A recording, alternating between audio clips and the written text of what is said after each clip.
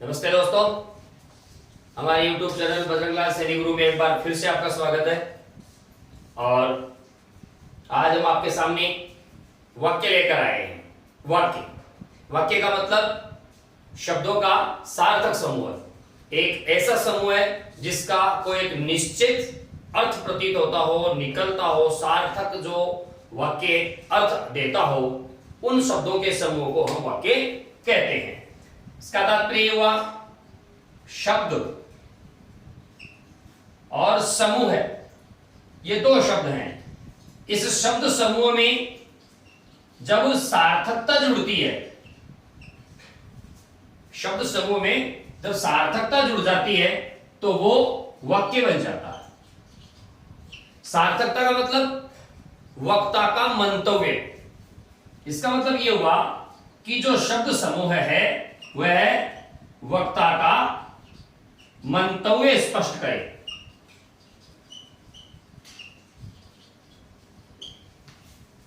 ऐसा शब्द समूह है जिसमें क्या हो, सार्थकता, और वो वक्ता के मंतव्य को स्पष्ट करे। ऐसे शब्द समूह को हम वाक्य के नाम से जानते हैं। तो मूल बात दो है कि वो शब्दों का समूह है जो सार्थक है, यानी जिसमें सार्थकता का गुण है। सार्थकता से मतलब कि वो वक्ता के मंतव्य को स्पष्ट करने वाला होना चाहिए। वक्ता जो कहना चाहता है श्रोता तक वही अर्थ और वही भाव पहुंचे, ऐसी योग्यता रखने वाले शब्द समूह को वाक्य कहते हैं। तो इसके अलावा वाक्य के कुछ अनिवार्य तत्व होते हैं। वाक्य के तत्व, ध्यान दीजिए, वाक्य के अंग अलग हैं, वाक्य के तत्व अलग हैं, वाक्य के प्रकार अलग हैं, और वाक्य के प्रकारों का आधार अलग है। हर बिंदु अलग अलग है। हम एक एक बिंदु पर विचार करेंगे। वाक्य के जब तत्वों की बात की जाती है तो वाक्य के तत्वों को 6 तत्व हैं, जैसे योग्यता, आकांक्षा, आसक्ति, अन्वय, पदक्रम, सार्थकता। इन 6 तत्वों का वाक्य में होना आवश्यक है। सबसे पहले बात करते हैं योग्यता। योग्यता का मतलब होता है कि जिन शब्दों का हम प्रयोग करें वो उस योग्य हो कि वो वक्ता के मंतव्य को स्पष्ट कर सके। मान लीजिए एक वाक्य है, सुदामा कृष्ण के घोर मित्र थे। ध्यान दीजिए, सुदामा कृष्ण के घोर मित्र थे। अब यहां पर सुदामा व्यक्ति है, कृष्ण भी व्यक्ति है, मित्र होना भी अच्छी बात है, लेकिन मित्र के साथ घोर, मित्र घोर नहीं होता है, मित्र घनिष्ठ होता है। तो इसका मतलब है यहां पर घोर शब्द में योग्यता नहीं है। इस घोर शब्द का गलत प्रयोग यहां पर किया गया है। तो वाक्य में योग्यता होनी जरूरी है। वो शब्द जिनका हम प्रयोग कर रहे हैं उन शब्दों में इतनी योग्यता हो कि वो वाक्य में अपने आप को बदल सके। तो ये तो बात थी योग्यता की। दूसरी बात हम करेंगे आकांक्षा की। आकांक्षा क्या है मित्रों? वाक्य और उपवाक्य में केवल आकांक्षा का अंतर है। अगर वाक्य अपने आप में पूर्ण होता है, अपने अर्थ को व्यक्त करने में सक्षम है, कोई भी उसमें परंतु शेष नहीं रहता है, तब तो वाक्य है। और किसी वाक्य में परंतु शेष रह जाता है, कोई प्रश्न शेष रह जाता है, ऐसा प्रश्न जिसका उत्तर अनिवार्य हो लेकिन उस वाक्य में नहीं हो, तब वो वाक्य उपवाक्य में बदल जाता है। तो आकांक्षा क्या है? एक इच्छा है।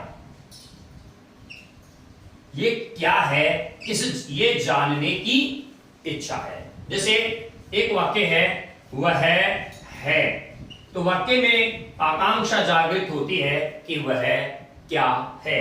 तो वह क्या है, इसका मतलब है ये आकांक्षा जागृत हो गई। इस आकांक्षा का उत्तर हमें देना पड़ेगा कि वह अध्यापक है, वह शिक्षक है, चिकित्सक है, वह धूर्त है, बेईमान है, वह चालाक है, कोई ना कोई वह वहां हमें उसका उत्तर देना होता है। तो इसकी वाक्य में उपस्थिति वाक्य को उपवाक्य में बदल देती है या वाक्य अधूरा रह जाता है। तो यह भी इसमें वाक्य में होना जरूरी है, वाक्य का एक अनिवार्य तत्व है ये। दूसरे की बात करते हैं आसक्ति। आसक्ति का मतलब होता है समीपता। समीपता का मतलब होता है कि वाक्य में शब्दों के बीच का जो स्थान है वह नियमानुसार ही होना चाहिए। हमारे हिंदी की देवनागरी लिपि में दो शब्दों के मध्य एक वर्ण जितना स्पेस यानी स्थान होना चाहिए। अगर एक वर्ण से ज्यादा स्पेस है तो इसका मतलब है वाक्य में आसक्ति तत्व की कमी है। तो समीपता होना, शब्दों में समीपता होना, राम बाजार जाता है। तो यहां पर देखिए स्पेस ज्यादा है और यहां स्पेस है ही नहीं। इसका मतलब आसक्ति का जो गुण होना चाहिए इसमें, उस गुण का अभाव है और उसकी वजह से वाक्य ये अशुद्ध हो गया। तो समीपता होनी अनिवार्य है। समीपता उतनी ही जितनी की नियमानुसार होनी चाहिए। चौथा है अन्वय। अन्वय का मतलब होता है पदानुक्रम। ध्यान दीजिए वहां पदक्रम है और यहां मैं लिख रहा हूं पदानुक्रम। दो अलग अलग चीजें। इसको दूसरे तरीके से भी आप समझ सकते हैं। अन्वय क्या है? एक तो यह है कि कौन से पद को कहां रखना है, वो तो कहलाता है पदक्रम। मान लीजिए हमारे वाक्य का पदक्रम है कर्ता, कर्म और क्रिया। ये हमारे साधारण वाक्य का पदक्रम है। पदक्रम कौन सा पद कब रखा जाएगा, लिखा जाएगा। सबसे पहले कर्ता होगा, उसके बाद कर्म और अंत में क्रिया। लेकिन एक बात है कि कर्ता तो होगा, कर्ता अगर दो हो तो पहले कौन सा लिखें, कर्म अगर दो हैं तो पहले कौन सा लिखें। तो हम बात कर रहे थे वाक्य के तत्वों की। तत्वों में क्रम संख्या 6 पे आता है सार्थकता। हम अच्छी तरह समझते हैं, जानते हैं कि बिना सार्थकता के कोई भी वाक्य नहीं हो सकता। केवल शब्दों का एक झुंड, एक समूह मात्र हो सकता है। तो सार्थकता वक्ता के मंतव्य को स्पष्ट करना, केवल अर्थ नहीं। ध्यान दीजिए सार्थकता केवल अर्थ में नहीं है कि वो केवल अर्थ को स्पष्ट करे, नहीं, वक्ता जो कहना चाहता है, उसके जो फीलिंग्स है, उसके जो भाव हैं, वो श्रोता तक पहुंचे, ये सार्थकता है। अर्थ और भाव दोनों का मणिकांचन संयोग जिससे प्रकट होता हो वो सार्थकता है। अगर शब्दों के समूह में सार्थकता है जो कि अनिवार्य है और प्राथमिक तत्व है तो वो वाक्य पूर्ण वाक्य कहलाता है। तो ये हमने 6 तत्वों के बारे में जानकारी हासिल करी। 6 तत्व वाक्य में अनिवार्य होते हैं। किसी एक तत्व की भी कभी वाक्य को अपूर्ण या अधूरा या अशुद्ध बना सकती है।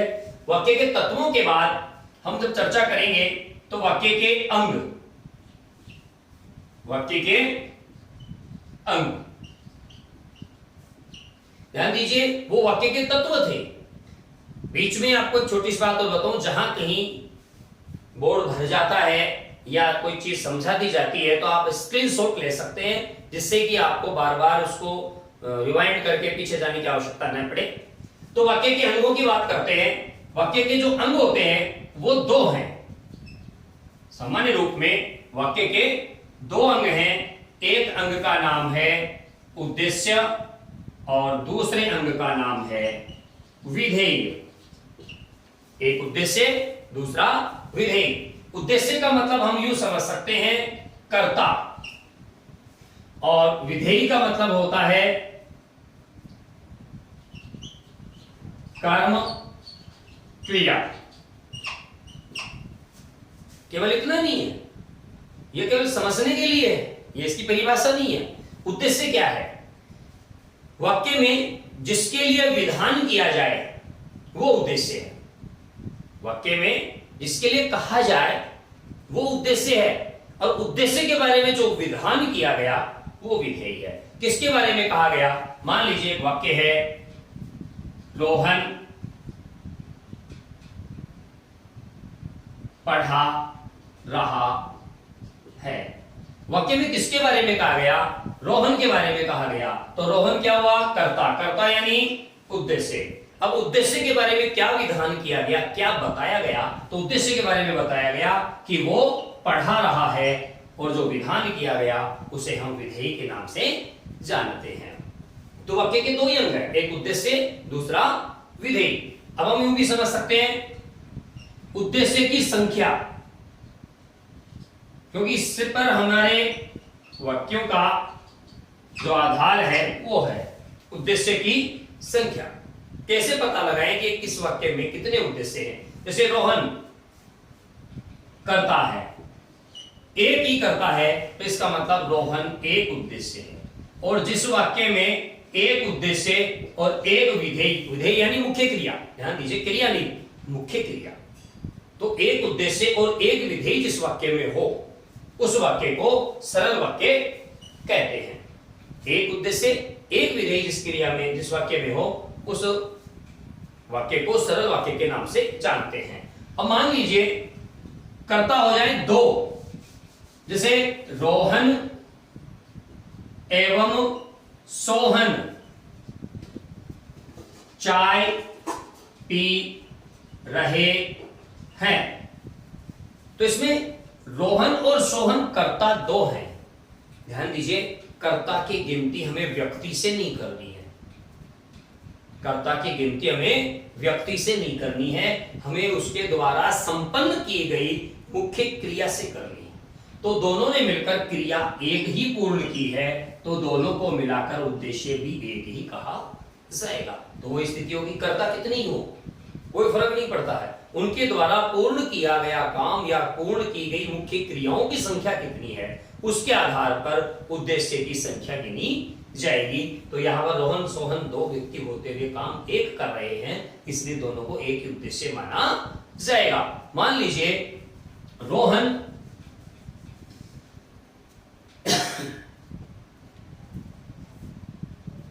खाना खा रहा है और चाय पी रहा है, ये दो चीजें हो गई। तो पहले तो उसने खाना खाया है, ये खा रहा है क्रिया भी अपने आप में पूर्ण क्रिया है, फिर चाय पी रहा है, ये भी अपने आप में पूर्ण क्रिया है। तो इसका मतलब है एक ही व्यक्ति ने दो पूर्ण क्रिया करी है, तो वह दो उद्देश्य हो गए, दो पूर्ण क्रिया होने से दो विधेय हो गए।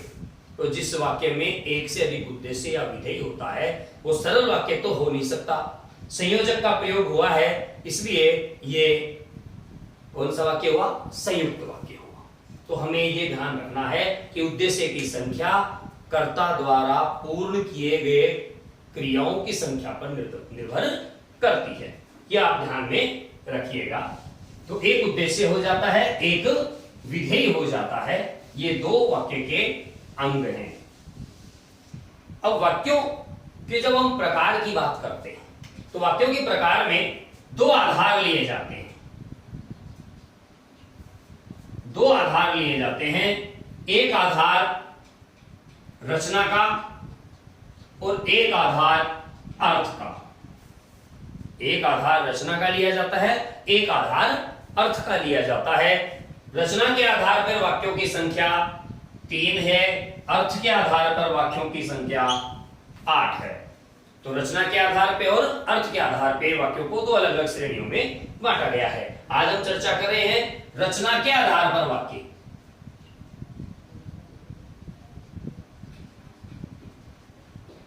रचना के आधार पर वाक्य।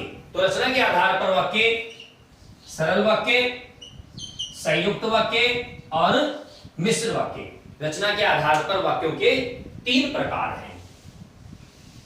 तो सबसे पहले हम बात करेंगे सरल वाक्य की। यह सरल वाक्य है। सरल वाक्य का मतलब है कि उसमें एक उद्देश्य और एक विधेय होता है। किसी भी सरल वाक्य में एक ही उद्देश्य और एक ही विधेय होता है। उद्देश्य भी एक हो और विधेय भी एक हो तो वहां पर सरल वाक्य होता है। एक उद्देश्य एवं एक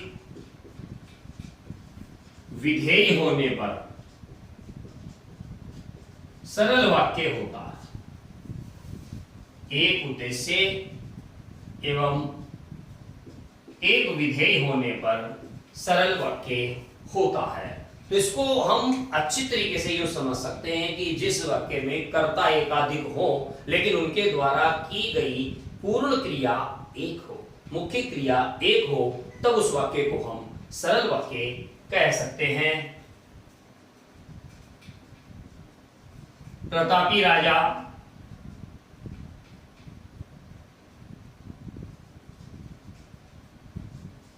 समुद्रगुप्त ने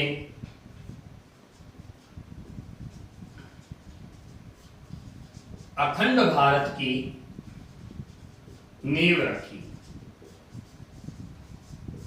ध्यान दीजिए, मुख्य करता है समुद्रगुप्त। समुद्रगुप्त राजा है, राजा प्रतापी है। इसका मतलब है ये सारी चीजें समुद्रगुप्त के लिए आई हैं, तो ये तो हो जाता है उद्देश्य।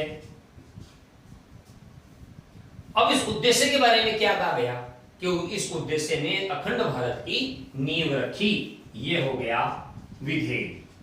तो इस वाक्य में एक उद्देश्य और एक विधेय होने के कारण यहां पर ये सरल वाक्य है। तो सरल वाक्य में मुख्य कर्ता एक से ज्यादा हो सकते हैं लेकिन उनके द्वारा पूर्ण की गई क्रिया एक होनी चाहिए, मुख्य क्रिया एक होनी चाहिए, पूर्ण क्रिया एक होनी चाहिए, तब वहां पर सरल वाक्य होता है। बहुत ही सरल है। तो ये सरल वाक्य की परिभाषा हो गई, ये उदाहरण हो गया। अब इसके बाद दूसरे क्रम पर हम रखते हैं संयुक्त वाक्य को। संयुक्त वाक्य ये क्या है? जैसा कि आप देख रहे हैं ऊपर संयुक्त वाक्य लिखा हुआ है, ये रहा। संयुक्त वाक्य क्या है? एक से अधिक, देखो नाम ही संयुक्त है, इसका मतलब एक से ज्यादा है। एक से अधिक स्वतंत्र वाक्य,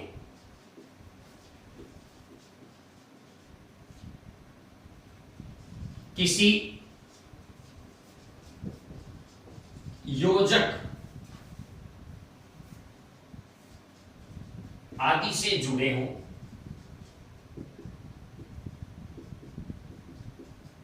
तो उसे संयुक्त वाक्य कहते हैं।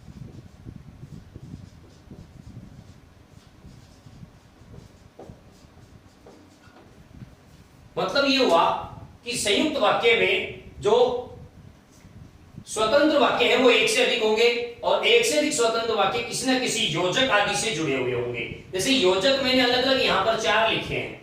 जब हम संयोजक की बात करते हैं तो आप स्पष्ट रूप से देख सकते हैं वहां पर और, तथा, एवं, व जैसे संयोजकों का प्रयोग किया गया है। इसके अलावा विभाजक की बात करते हैं, या, अथवा, या, न, की जैसे शब्दों का प्रयोग, योजकों का प्रयोग किया गया है और योजक हम पहले पढ़ चुके हैं। विरोध के वाचक की बात करते हैं। विरोध का मतलब है दोनों वाक्यों में परस्पर विरोध होना चाहिए। तो मगर, मैंने उसे समझाया मगर वह किसी की सुनता कब है, हो गया विरोध।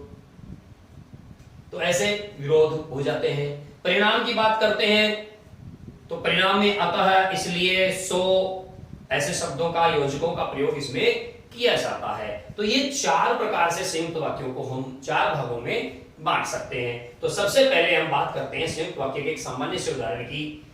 जैसे उसने चाय पी। ध्यान दीजिए, उसने यानी कर्ता, चाय, कर्म, पी, क्रिया।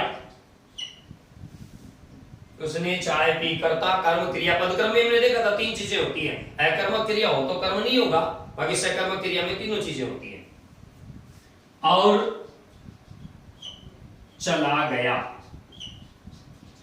अब इस वाक्य में हम देखेंगे यहां पर सिर्फ क्रिया है। सिर्फ क्रिया इसलिए है क्योंकि चलना क्रिया अकर्मक है, तो अकर्मक के साथ कर्म होगा नहीं और इसका कर्ता ये है।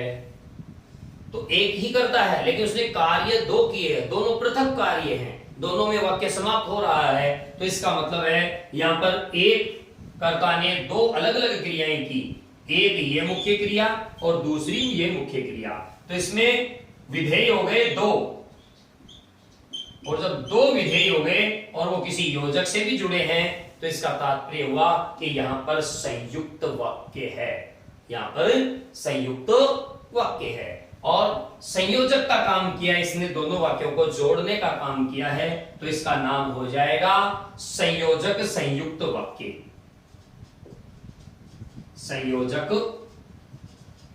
संयुक्त वाक्य, ये इसका नाम हो गया। तो ध्यान देने की बात है, संयुक्त वाक्य जो होता है उसमें एक से अधिक स्वतंत्र वाक्य होंगे, वो स्वतंत्र वाक्यों को समानाधिकरण वाक्य भी कहते हैं, ये भी ध्यान रखना। इसका एक उपनाम और है, समानाधिकरण उपवाक्य, समानाधिकरण वाक्य, ये भी इसको कहा जाता है। चाहे तो उसको आप स्वतंत्र वाक्य कह दो, चाहे उसको समानाधिकरण वाक्य कह दो। तो ये संयुक्त वाक्य है। संयुक्त वाक्य के प्रकार हो गए चार, संयोजक, विभाजक, विरोधवाचक और परिणामवाचक।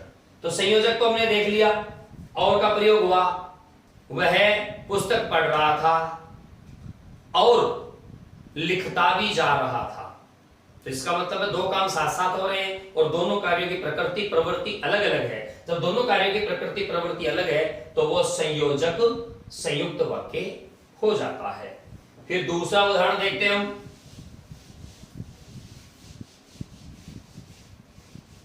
संयुक्त वाक्य में जैसे आ गया विभाजक, विभाजक में या का प्रयोग होता है, अथवा का प्रयोग होता है, न का प्रयोग होता है, या का प्रयोग होता है, कभी कभी की का प्रयोग भी होता है।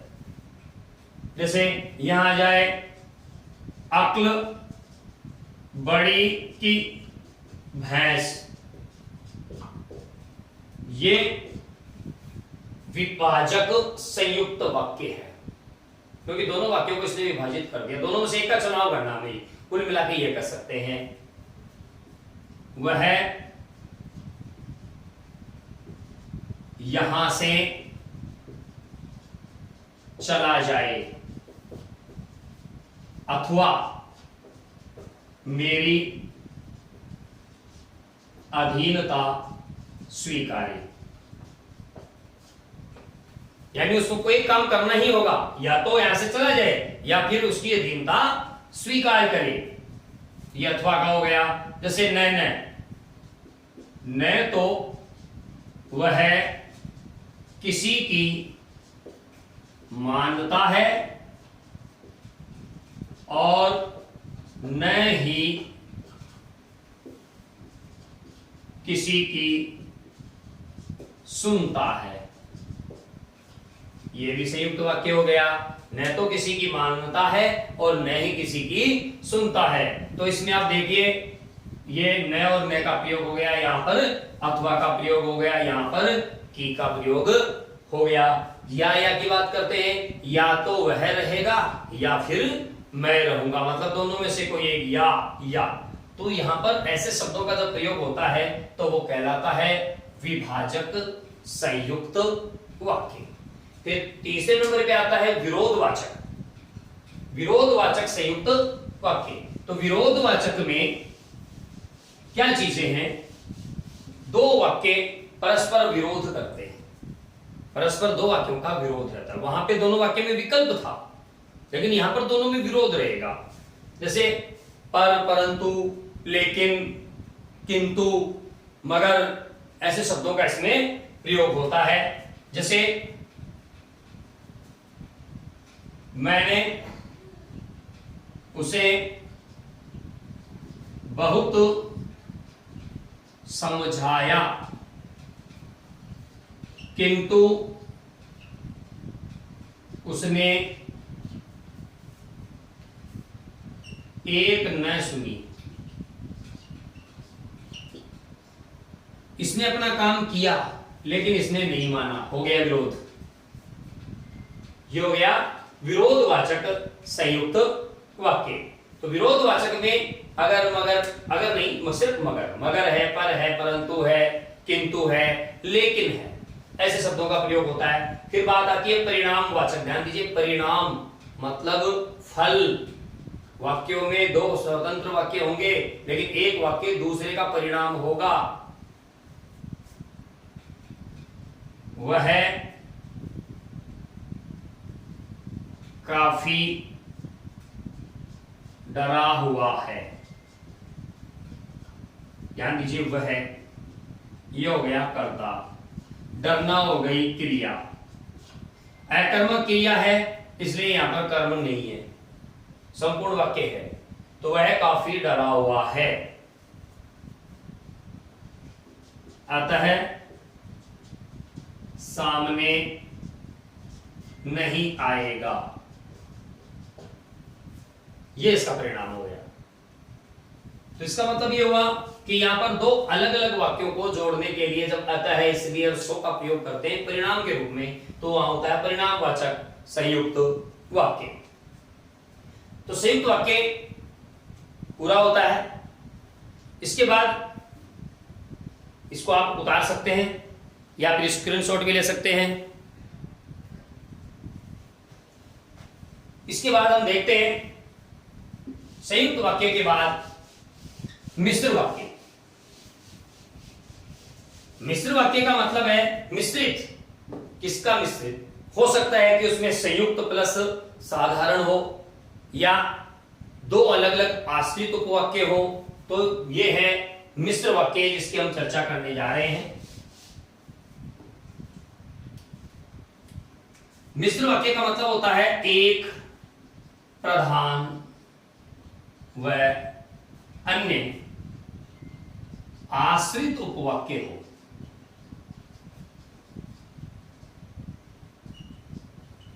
तो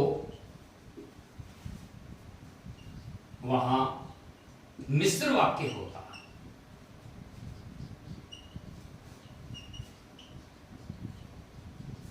एक प्रधान शेष आश्रित उपवाक्य हो तो वहां पर मिश्र वाक्य होता है।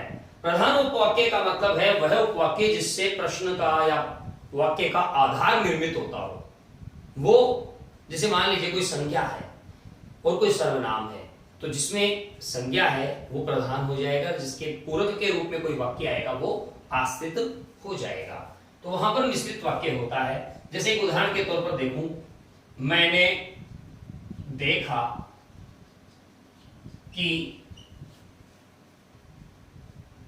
सुधीर सो गया। सुधीर सो गया है क्योंकि वह बहुत थका हुआ था। मैंने देखा कि सुधीर सो गया है क्योंकि वह बहुत थका हुआ था। देखिए मुख्य प्रश्न है, मैंने देखा। मैंने का मतलब हो गया कर्ता, देखा का मतलब हो गया क्रिया। अब क्रिया सकर्मक है, क्रिया सकर्मक है। सकर्मक क्रिया का क्या, यानी कर्म यहां है नहीं। कर्म नहीं है तो जैसे ही क्या का प्रश्न, यानी हमने जब 6 तत्व पढ़े थे तो वहां एक तत्व था आकांक्षा। आकांक्षा मन में जागृत हुई, क्या देखा? तो क्या देखा कि आकांक्षा जैसे जागृत हुई तो उस क्या का जवाब आया कि सुधीर सो गया है। तो संपूर्ण वाक्य, ये संपूर्ण वाक्य इस क्रिया के कर्म की तरह व्यवहार कर रहा है और कर्म होता है संज्ञा। इसलिए ये हो गया संज्ञा आश्रित उपवाक्य। ये हो गया संज्ञा आश्रित उपवाक्य। अब क्यों, प्रश्न अगला होता है कि भाई क्यों सो गया? क्यों सो गया का मतलब हमसे क्या पूछा जा रहा है? कारण। तो ये हो गया इसका कारण कि वो क्यों सो गया। तो इसका मतलब ये हो जाता है कारण बोधक। अब कारण किसका होता है? कारण आता है क्रिया विशेषण में, क्योंकि सोना क्रिया का कारण बता रहा है। तो ये हो जाएगा कारण बोधक क्रिया विशेषण आश्रित उपवाक्य। ये हो गया कारण बोधक क्रिया विशेषण आश्रित उपवाक्य। तो ये चीज है कि प्रधान उपवाक्य व अन्य आश्रित उपवाक्यों से मिलकर एक मिश्र वाक्य का निर्माण होता है। तो ये बात हो गई मिश्र वाक्य की सामान्य परिभाषा की। अब इसमें दो चीजें हैं, एक तो प्रधान उपवाक्य और एक आश्रित उपवाक्य। प्रधान उपवाक्य वह उपवाक्य होता है जिस पर मिश्र वाक्य का आधार टिका हुआ होता है, जिस पर संरचना जिस पर आश्रित होती है। अब हम बात करेंगे आश्रित उपवाक्य की, क्योंकि मिश्र वाक्य में आश्रित उपवाक्य की जानकारी होना बहुत ही आवश्यक है। आश्रित उपवाक्य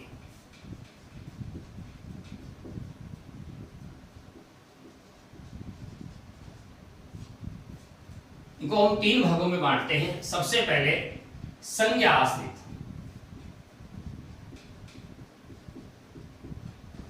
इसको सामान्य तरीके से हम समझें तो जो संज्ञा आश्रित उपवाक्य है वह है प्रधान उपवाक्य के मुख्य कर्म यानी संज्ञा का बोध कराता है।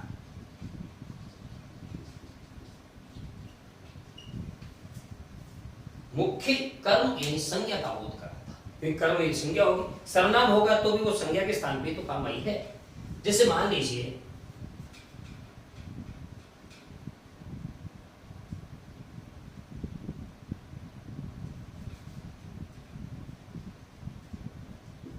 उसने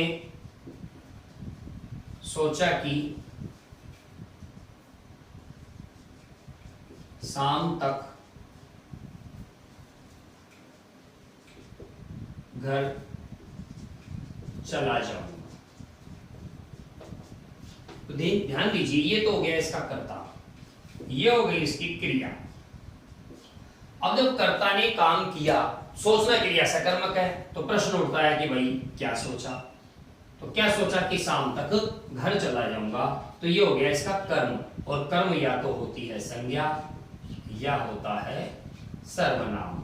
दोनों स्थितियों में ये संज्ञा का यानी कर्म का व्यवहार कर रही है, संज्ञा का व्यवहार कर रहा है। इसलिए बाद वाला वाक्य हो गया संज्ञा आश्रित उपवाक्य। और ये जिसमें कर्ता मुख्य कर्ता विराजमान है, मुख्य क्रिया विराजमान है, वो हो गया प्रधान उपवाक्य। जिससे प्रश्न बनता है वो प्रधान है, जिसमें उत्तर है वो आश्रित है। इस मूल मंत्र को पकड़ के रखें। जिससे प्रश्न बन रहा है वो प्रधान है, जिसमें उत्तर छिपा हुआ है वो आश्रित उपवाक्य है। तो ये तो बात हो गई संज्ञा आश्रित उपवाक्य की। आश्रित उपवाक्य की श्रेणी में दूसरा है विशेषण आश्रित। विशेषण आश्रित, विशेषण का मतलब है संज्ञा या सर्वनाम की विशेषता, यानी प्रधान उपवाक्य या आश्रित उपवाक्य की किसी संज्ञा की विशेषता दूसरे उपवाक्य में मिलेगी। प्रधान ओब्लिक आश्रित उपवाक्य की किसी संज्ञा अथवा सर्वनाम की विशेषता प्रकट करता है। ये इस वाक्य का काम है। या तो ये किसी संज्ञा की विशेषता प्रकट करेगा या किसी सर्वनाम की विशेषता प्रकट करेगा, पूरे वाक्य की नहीं। जैसे यह वही लड़का है जिसने पिछले वर्ष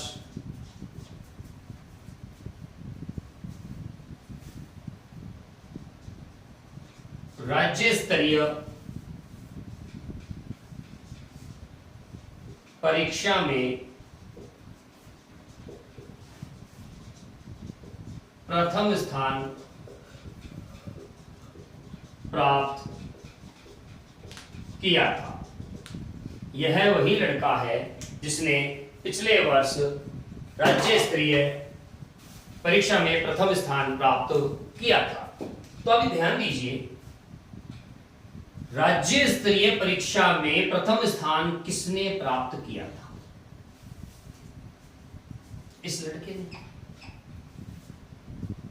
इस लड़के ने स्थान किया। इसका मतलब लड़का क्या है? संज्ञा है। और इस लड़का रूपी संज्ञा की विशेषता है कि इसने पिछले वर्ष राज्य स्तरीय परीक्षा में प्रथम स्थान प्राप्त किया था। तो इसका मतलब हुआ संज्ञा की विशेषता बताने के कारण यह हो जाता है विशेषण आश्रित उपवाक्य। ये हो गया विशेषण आश्रित उपवाक्य। इसकी पहचान क्या हो सकती है?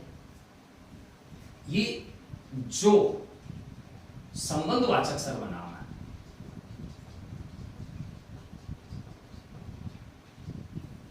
से शुरू हो गया, ये इसकी विशेषता है। संबंधवाचक सर्वनाम से ये शुरू होते हैं, ये इनकी विशेषता है। यह कोई भी वाक्य हो ऐसा जिसमें संबंधवाचक सर्वनाम का प्रयोग किया गया हो, जिसे कुछ प्राप्त करना हो वह मेहनत कर ले। तो जिसे संबंधवाचक सर्वनाम है तो ये वाक्य आश्रित उपवाक्य हो गया, विशेषण आश्रित उपवाक्य हो गया। तो जिसे, जिसने, जिससे, जिसके लिए, जिसमें, जिस पर, जिसका, जिसकी, जिसके, ऐसे शब्दों का जब प्रयोग किया जाता है किसी वाक्य में तो उससे शुरू होने वाले वाक्य विशेषण आश्रित उपवाक्य होते हैं। आज की इस श्रृंखला में अंतिम जो वाक्य है, अंतिम वाक्य क्रिया विशेषण आश्रित उपवाक्य। क्रिया विशेषण आश्रित उपवाक्य। क्रिया विशेषण आश्रित उपवाक्य में मुख्य क्रिया की विशेषता बताई जाएगी।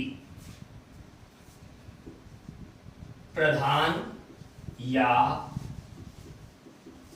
आश्रित उपवाक्य की मुख्य क्रिया की विशेषता बताने वाले उपवाक्य को क्रिया विशेषण आश्रित उपवाक्य कहते हैं।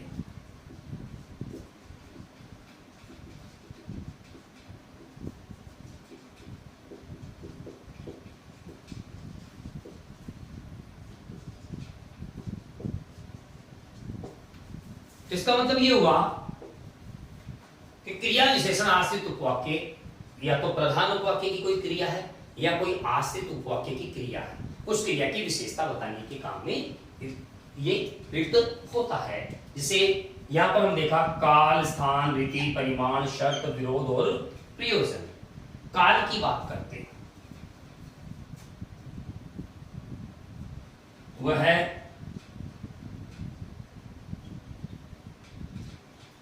उसी समय चला गया था जब आपने बुलाया था। उसी समय चला गया था जब आपने बुलाया था।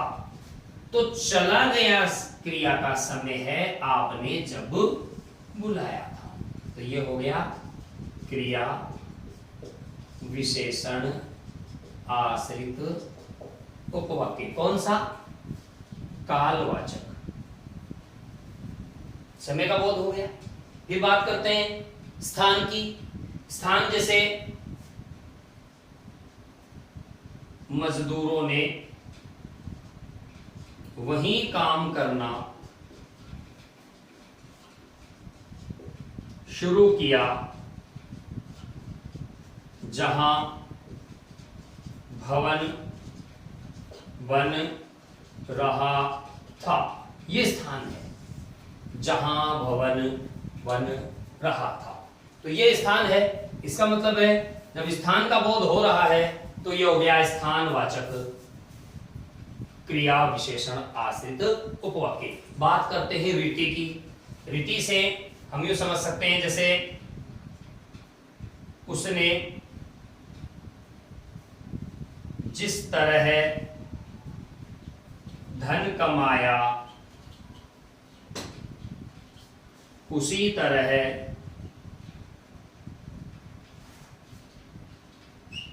बर्बाद कर दिया। तो ध्यान दीजिए, जिस तरह कमाया, जिस तरह कमाया, यह तरीका था। तो ये हो गया रीतिवाचक क्रिया विशेषण आश्रित उपवाक्य।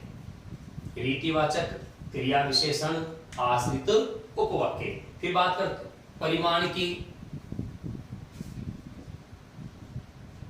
उतना ही बोलो जितनी आवश्यकता हो।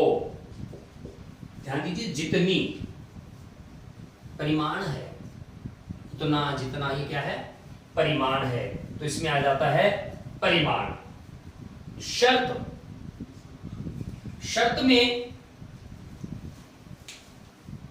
ध्यान दीजिए, अगर शर्त का मतलब होता है एक काम ऐसा होगा तो दूसरा काम ऐसा होगा। जैसे यदि आपने मुझे रुपए नहीं दिए तो मैं कुछ गलत कर बैठूंगा। तो इसका मतलब हुआ कि यहां उसने शर्त लगा दी, कोई ना कोई कंडीशन डाल दी, ऐसा नहीं किया तो ऐसा हो जाएगा। शर्त डाल दी, यदि तुम सही तरीके से मेहनत करोगे तो अवश्य सफल होगे, अगर तुम मेरा कहना मानोगे तो आगे तक जाओगे। तो शर्त डाल दी जाती है तो हो जाता है शर्त बोधक क्रिया विशेषण आश्रित उपवाक्य। फिर बात आती है विरोध की। जब विरोध की बात आती है तो जैसे मान लीजिए, यद्यपि मैंने उसे बहुत समझाया तथापि उसने मेरी एक न मानी। तो यद्यपि, हालांकि, फिर भी विरोध हो गया, मेरे कहने के बाद भी काम नहीं हुआ, इसका मतलब मेरा विरोध हो गया। तो ये हो जाता है विरोधवाचक क्रिया विशेषण आश्रित उपवाक्य। फिर अंत में आता है प्रयोजन। प्रयोजन में शब्दों का प्रयोग होता है। प्रयोजन का मतलब होता है किसी भी क्रिया का कोई ना कोई उद्देश्य उसमें छुपा हुआ हो वाक्य में। जैसे आप सुबह जल्दी उठा करें ताकि आपका स्वास्थ्य ठीक रहे। तो सुबह जल्दी उठने का जो प्रयोजन है वो यहां सिद्ध हो रहा है, इसलिए ये यहां पर प्रयोजन मुख्य रूप में सामने हमारे आ रहा है। तो इस प्रकार का जो क्रिया विशेषण आश्रित उपवाक्य है उसके विभिन्न रूप होते हैं, उन सब की आज हमने चर्चा करी है। और इस वाक्य के एक विशाल इस एपिसोड में आपका जो आपने जो समय दिया उसके लिए आपको धन्यवाद। अगले वीडियो में हम वाच्य लेकर आपके सामने फिर से हाजिर होंगे। तब तक के लिए नमस्कार, जय हिंद।